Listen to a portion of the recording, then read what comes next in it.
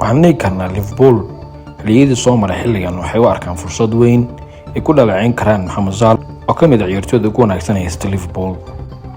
Ma dhihi karnaa Carragher wuxuu ka masiirsan yahay magaca weyn iyo koobka uu ka sameeyay Liverpool Mohamed Salah, mise uu ku saxan yahay hadalkan uu ka sheegayo Mohamed Salah kadib isku dhaca isagii macalinkiisa. Carragher ayaa si kulul dhaleeceeyay xiddig garabka u ciyaar Liverpool Mohamed Salah isagoo ku tilmaamay hadaladiisa ka dhanka ah Arne Slot Liverpool fadeexad. Carragher wuxuu sidoo kale soo jeedinay ciyaaryahanka Real Madrid uu doonay inuu shaqada ka tuuro tababar Slot. Carragher wuxuu ka falceliyay wareysi rabshad dhaliya Salah oo bixiyay kadib markii Liverpool barbara la gashay Leeds maalmo ka hor.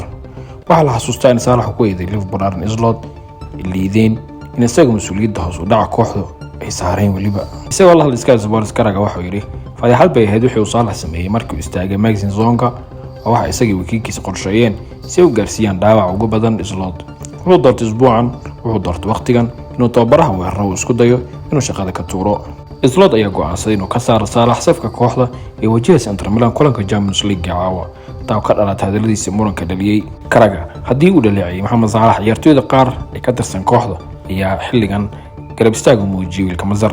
goolhayaha Alisson ayaa soo jeedin ka saarista saaxiibkiisa Mohamed Salah safka Liverpool ahayd cawaaqib ka dhalatay ficilkiisa. ninka reer Brazil ayaa sidoo kale taageeray tababara Slot isagoo xusay guulihii reediisa horyaalka Premier League xilciyaareedkii hore. xasuusnow Arne Slot dhawaan uu ka saaray safka Liverpool kulanka Champions wajihi doona Inter.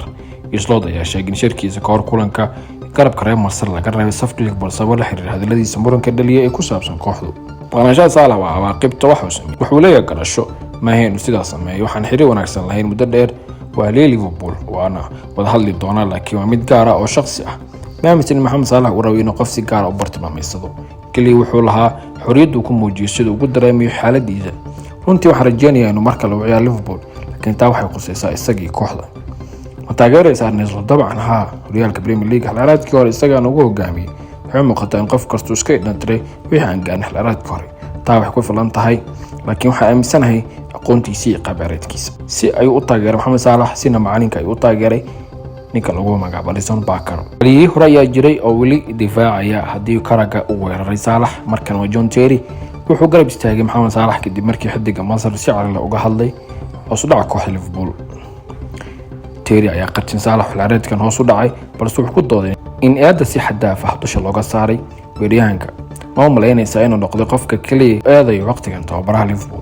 waxaa loo malaynayaa in isagu ugu horeeyay inuu qiran lahaa inuu xilciyaareedkan hoos u dhacay, balse sidoo kale waa inaan la qaataa fikirkiisa. waxaa loo malaynayaa in si gaar ah wax walba isaga lagu eedeeyo ayuu yiri Terry. waxaa loo malaynayaa in ciyaartooyda badan Liverpool ka mid ah isaga uu ku jiro hoos u dhaceen dhawaan. faragelinta Terry ayaa imaanaysa iyadoo xiriirka Salah iyo tababar Slot uu gaaray heer xasaasi ah, iyadoo xiddiga Marcel la dhigay kaadka 3 kulan isku xiga ay ku jirto ciyaartii fowdo ahayd 3 gool ee la galeen kooxda Leeds United.